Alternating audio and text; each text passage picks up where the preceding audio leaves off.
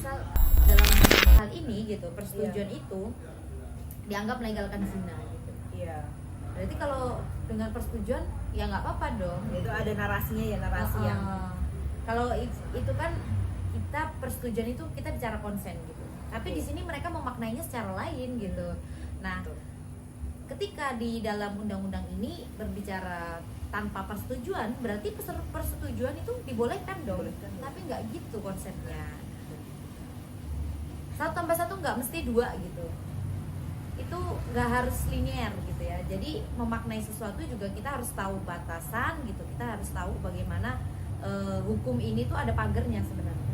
Ketika berbicara kekerasan seksual tidak usah disangkut pautkan dengan tindak asusila gitu, karena itu sudah ada undang-undang sendiri yang menaungi gitu. Dan aku pikir kampus pun juga ada undang-undang tersendiri perihal perzinahan gitu kan gitu. Iya. Selain itu juga aku cukup apresiasi sebenarnya karena teman-teman ini dari PTKI ya, perguruan tinggi Islam. Baik yang itu negeri maupun swasta, sebetulnya Kemenak itu sudah menerbitkan Dirjen Pendis tahun 2019, bahkan lebih dulu daripada Permendikbud. Akan tetapi gitu, karena itu bentuknya adalah surat edaran dan itu tidak mendesak teman-teman mahasiswa untuk segera melakukan pembentukan satgas seperti Permendikbud gitu. Akhirnya ini tuh prosesnya diperlambat. Kemudian tidak segera disahkan gitu. Aku mendengar dari teman-teman LKM Universitas UIN gitu ya, UIN sini ya, UIN Sunan Kalijaga gitu, bahwa SOP ini juga sebetulnya sudah dibuat gitu, tapi sampai dengan hari ini belum bisa diperjuangkan secara matang, padahal sampai dengan sejak 2019 sampai dengan sekarang gitu, sampai dengan lahirnya Permendikbud ini belum bisa diupayakan gitu. Nah, kita jadi bertanya-tanya gitu, ada apa sebenarnya? Tapi karena ini bukan hak saya untuk berbicara gitu ya, mungkin karena ini sangat sensitif ya mengenai kampus gitu, saya tidak mengerti juga kenapa kampus sedemikian rupa gitu. Tapi kita bisa mencontoh teman-teman di UIN Bandung. UIN Bandung itu sudah mempunyai SOP setelah terbitnya Dirjen Pendis itu tadi dari Kemenak tadi ya. Ya, Dirjen Pendis 2019 terbit, kemudian teman-teman UIN Bandung itu mengupayakan untuk adanya SOP khusus kekerasan seksual gitu. Dan itu udah goals. Ya itu diupayakan sama teman-teman Dema semanya gitu. Yang kemudian itu mungkin juga karena banyak yang concern ke isu gender ya, karena di wilayah dekat kota juga gitu. Mungkin itu jadi satu tergerak gitu loh. Dan itu juga aksesnya lebih mudah ke pemerintahan, karena selain UIN Bandung juga sebetulnya sebelum UIN Bandung, sebelum adanya Dirjen Pendis, sebetulnya UI menjadi salah satu kampus yang bisa kita contoh gitu.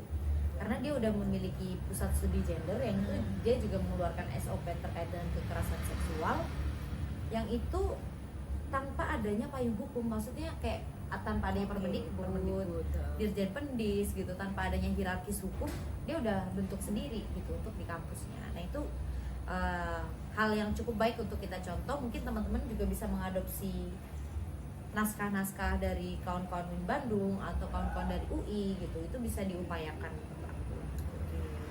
Jadi emang harus ada ini ya Mbak ya, inisiatif lah ya. Inisiatif. Betul.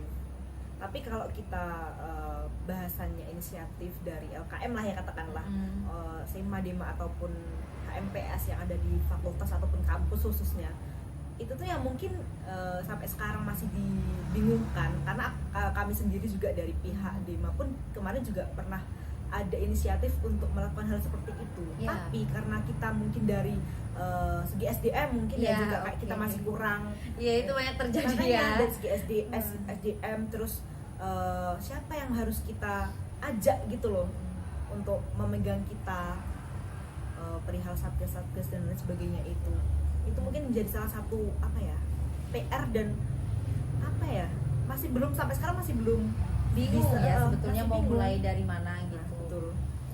Masih menjadi inisiatif tok gitu loh. Iya, wacana gitu ya. Kayak anak muda banget, banyak kan wacana. Dan gak ada realisasinya. Gak ada realisasinya gitu. Tapi sebetulnya Pak Nadiem ini sangat membawa angin segar ya. Betul.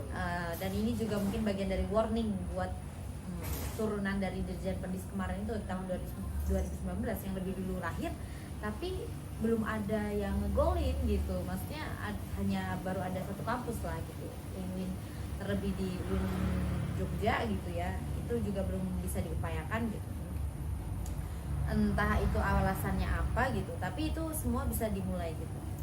Aku cukup apresiasi ya sama kawan-kawan Dema Fakultas Ekonomi ini, karena memang sudah punya kesadaran gender yang akhirnya bikin podcast ini gitu. Yang aku yakin pasti mereka udah punya kesadaran dulu nih pentingnya kekerasan seksual itu edukasinya seperti apa gitu. Makanya kita bikin podcast ini gitu kan. Nah, dimulai dari situ dulu. Setiap pengurus gitu atau pengurus Demas memang harus punya keseragaman gitu, harus punya kesadaran atau penderitaan yang sama gitu, bahwa kasus kekerasan seksual ini meskipun belum ada kasus gitu ya, misal atau belum ada yang lapor gitu, ya naudzubillah aja nggak ada gitu kan, tapi ini perlu gitu untuk pencegahan, penanggulangan. Kita perlu belajar hal-hal advokasi, perlu belajar asesmen basis, perlu juga belajar pembuatan kurikulum bagaimana pendidikan seks yang komprehensif di wilayah kampus. Karena itu tidak bisa dilakukan oleh universitas, maka Demas-Ema bisa memfasilitasi gitu dengan membuat pendidikan alternatif gitu. Mungkin karena sekarang zamannya media gitu ya, ini bisa jadi salah satu pendidikan alternatif gitu, meskipun ini adalah dialog antara aku dan kamu, bukan kita semua gitu, tapi ini adalah satu pancingan atau satu pembuka jalan gitu ya, buat teman-teman kemudian melihat bahwa isu kekerasan seksual ini sangat penting sebetulnya gitu. Nah, tapi teman-teman Demas sendiri sebetulnya bisa memulai dengan di setiap fakultas mungkin diberi gender ya, maksudnya pusat studi gender atau gender vokal atau hal-hal yang fokus dengan isu-isu gender gitu, karena memang perlu hal-hal kesetaraan itu gitu. Karena kalau kita baca bukunya siapa, karena kadang fakultas ekonomi gitu ya, kita pakainya bukunya Karl Marx gitu ya, yang Das Kapital gitu kan. Kesetaraan itu adalah keniscayaan sebenarnya, keniscayaan masyarakat tanpa kelas gitu. Meskipun ini utopis gitu ya, sampai kiamat pun nggak bakal ada tuh dunia tanpa kelas gitu kan. Cuman ini perlu diupayakan gitu, perlu diupayakan sampai dengan batas maksimal gitu. Meskipun nggak tercapai kesetaraan itu gitu, tapi kita bisa mengupayakan, setidaknya sadar gitu, setidaknya sadar semuanya gitu. Setidaknya sadar, setidaknya ada payung hukum itu cukup gitu. Bahkan kalau berbicara kontribusi, bagaimana kontribusi perempuan di wilayah politik, sudah ada affirmative action gitu, 30% perempuan harus menduduki pemerintahan gitu. Bahkan ibu DPR kita aja perempuan. Tapi tidak bisa ngegolin RUU TPKS gitu. Sampai ganti namanya, awalnya RUU PKS. Sekarang jadi TPKS. Dan itu direduksi jumlah kekerasan seksualnya jadi 5 gitu. Nah, itu jadi pertanyaan juga gitu. Bahkan itu udah lama banget Mbak ya itu. Iya, itu sudah hampir 6 tahun, sekitar 6 tahunan gitu. Itu kalau misal 10 tahun sampai dengan dia tidak bisa digolkan, sebenarnya itu bisa diganti. Bahkan tidak bisa lagi jadi prolegnas itu. Nah, itu juga salah satu warning kenapa kemudian perangnya ideologi di pemerintahan itu tidak selesai gitu. Kenapa kita tidak melihat kemaslahatan? Kita semua percaya gitu, kita semua mengamini bahwa kekerasan itu adalah suatu tindakan yang tidak diajarkan di agama manapun gitu. Ya kan, bahkan orang-orang yang nggak beragama pun nggak sepakat dengan adanya kekerasan seksual gitu. Aku juga dulu juga pernah baca bukunya siapa ya, merah tebel gitu Mbak, aku lupa siapa penulisnya. Itu juga Masyarakat Tanpa Tuhan apa ya judulnya, tuh aku lupa penulis siapa. Itu juga menjelaskan bahwasanya masyarakat yang tanpa agama pun itu menolak adanya kekerasan gitu loh. Bahkan kita yang beragama kok kurang paham pemaknaan dari kekerasan itu sendiri gitu loh. Iya, makanya tadi juga aku sempat ada forum bareng kawan-kawan penghayat, kawan-kawan agama-agama, ya begitulah penghayat itu kan, seperti Sunda Kejawen, terus Sunda Kejawen, ya Sunda Wiwitan Kejawen gitu. Nah, seperti itu gitu. Nah, mereka juga tidak sepakat dengan adanya kekerasan gitu. Mereka juga menganggap hal ini itu tidak diajarkan dengan aliran mereka gitu, tidak diajarkan oleh agama manapun. Ini kan sudah bersepakat kita ya kan, Tapi permasalahannya itu cukup pelik ternyata di pemerintahan, gimana proses ideologisasi ini masuk ke setiap orang-orang yang punya kepentingan gitu, akhirnya berdebat gitu masalah ideologi masing-masing gitu, sehingga tidak punya jalan tengah gimana ini tuh bisa dinaungi. Oke, kita berbicara tadi wilayah universitas ini adalah satu angin segar dan juga warning RUU PKS ya. Tapi gitu, kalau ibu rumah tangga itu ada namanya KDRT ya. Iya, KDRT. Undang-undang yang mengatur KDRT. Kemudian kalau kita usia remaja dan sedang berkuliah itu sudah ada namanya tadi Permendikbud yang insya Allah juga disahkan gitu kan. Kemudian ada yang namanya juga misal anak-anak gitu di bawah usia remaja atau dewasa. Ini siapa yang melindungi? Nah itu kan, karena kita mahasiswa gitu punya privilege yang lebih, punya kesadaran yang lebih gitu kan. Ini sebetulnya bisa kita upayakan untuk terus mendesak disahkannya RUU PKS gitu. Jadi bukan berarti mereka itu juga nggak penting gitu, tapi mereka juga butuh perlindungan hukum sebetulnya gitu. Meskipun kalau di dalam undang-undang Permendikbud ini menyebutkan bahwa usia dewasa, kemarin kan kita sempat bahas ya, usia dewasa itu ternyata ada 3 di dalam undang-undang itu. Kemarin aku sempat juga berdiskusi sama dosen hukum di salah satu universitas di Yogyakarta gitu. Beliau mengatakan bahwa usia dewasa yang dirujuk dari Permendikbud itu bisa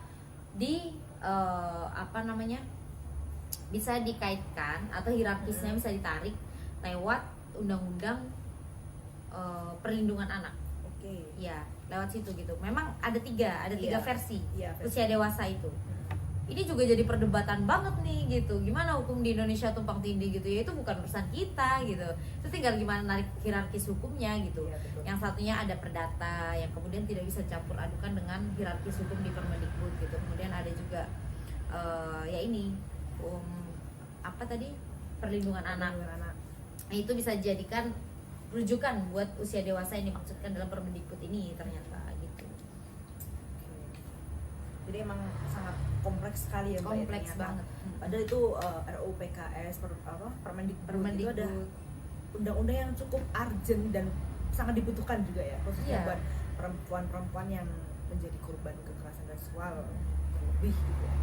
Karena kalau kita masing-masing pahami lah ya, bahwasanya korban-korban ini banyak yang belum mau show up, takut, takut, dan mungkin juga kurang dukungan juga, kurang support seperti itu. Ya lingkungan kita memang dibentuk seperti itu ya, konstruksi gender yang ada di Indonesia. Meskipun beberapa wilayah di Indonesia sudah urban gitu, tapi kesadaran terkait dengan isu gender itu cukup rendah gitu. Ini yang menjadi PR kita bersama gitu, karena teman-teman di Dema juga punya privilege gitu kan. Aku juga mungkin di kawan-kawan gerakan yang mungkin bisa melakukan banyak hal gitu.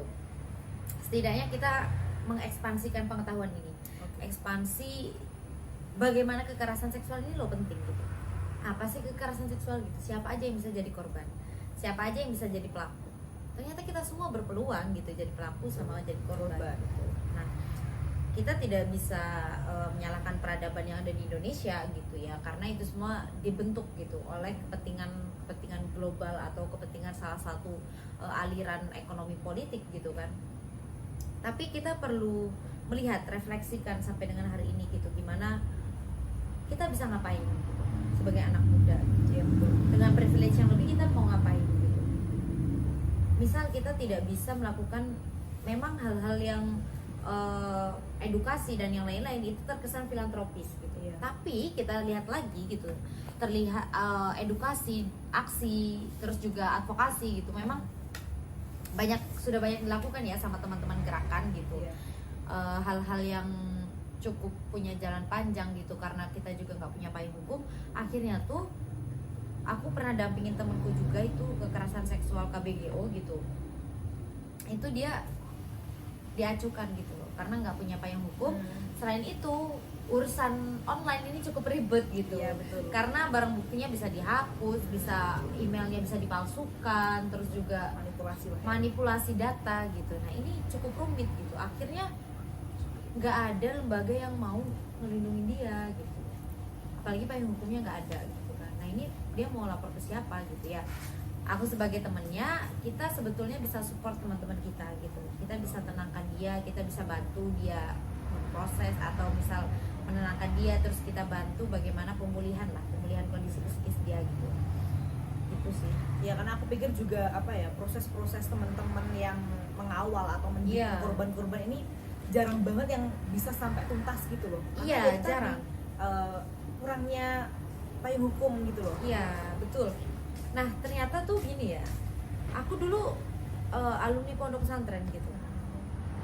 Ternyata di tempatku di Jombang gitu, tapi bukan di pondok pesantrenku gitu, ada salah satu pondok pesantren yang kemarin sempat ramai gitu.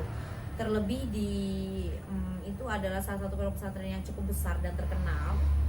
Mereka itu melakukan kekerasan seksual, tapi dia itu punya relasi kuasa yang cukup tinggi dibanding santri-santrinya gitu. Nah ini terjadi victim blaming. Nah itu sering banget ya terjadi di Indonesia gitu, karena relasi kuasa yang cukup jauh dan betul. timpang gitu ya. Jadi ini banyak banget. Salah satunya itu contohnya di situ gitu. Aku juga ikut teman-teman di Jombang mengawal kekerasan seksual di wilayah pesantren itu. Korbannya itu cukup banyak, puluhan. Dan itu tidak ada tindak lanjut dari kepolisian. Betul. Nah itu karena polisinya itu menganggap hal ini tuh nggak penting gitu. Ini buat apa sih ngerepotin gitu. Terus juga karena emang kasus KS ini cukup panjang prosesnya gitu, harus ada bukti, harus ada visum dan yang lain-lain gitu, harus ada kesaksian. Itu yang bikin polisi males gitu. Ini mau ngapain sih gitu kan. Nah akhirnya banyak penyintas gitu yang memiliki pesimisme terhadap polisi gitu ya. Makanya kita kalau misal melaporkan, misal kita mau membantu teman kita yang naudzubillah sih ya, kalau misal aja ini ya, ada teman kita yang jadi korban KS atau misal teman-teman dipercayai untuk mendampingi kawan-kawan KS gitu, kawan-kawan penyintas KS, itu kalian bisa ini ya, pikir kembali gitu kepada siapa harus melapor gitu ya, daripada harus ke polisi yang itu mereka banyak mengabaikan hal-hal kayak gitu. Lebih baik ke lembaga hukum, kemudian ke Rifka Anissa kalau di Jogja ya, ada LSM yang fokus dan concern ke isu kekerasan seksual gitu. Nah itu bisa diupayakan gitu. Mungkin kawan-kawan Dema Sema yang punya privilege buat menjalin komunikasi, terus juga bisa melakukan advokasi bareng gitu. Nah itu bisa diupayakan sih sebenarnya kalau menurut aku. Nah oke. Jadi kan aku tadi juga pernah menyinggung ya perihal inisiatif bahwasanya di Masema atau LKM yang ada di UNIF itu pernah atau sempat pengen membuat pengadvokasian perihal ini ya. Cuma ya itu tadi, kita masih bingung siapa yang harus kita ajak. Terus kan itu tuh nggak serta merta kita bikin tuh Mbak, pasti harus betul. Ada misal dari segi korban ya, itu pasti harus ada dampingan psikologi seperti itu buat penyembuhan. Terus ada juga dampingan hukum, misalkan dari pihak mana untuk mengawal ini korban ini. Nah, itu yang pasti menjadi tanda tanya juga buat tantangan juga buat LKM yang ada di universitas itu. Gitu. Oke. Ya sih itu perlu kalau di Permendikbud sebenarnya yang berhak gitu menentukan pembentukan satgas itu tidak hanya mahasiswa ternyata, tapi dari karyawan, dosen itu harus berinisiatif, saling bantu, saling support. Artinya seluruh sivitas akademika harus punya kesadaran yang sama atas penderitaan ini, atas masalah ini gitu. Ini bisa diajak ya teman-teman, mungkin dekannya atau wakil dekan gitu, ataupun rektor bahkan kan bisa diajak bekerja sama untuk kemudian didesak terus untuk membuat satuan tugas pencegahan dan penanggulangan kekerasan seksual gitu.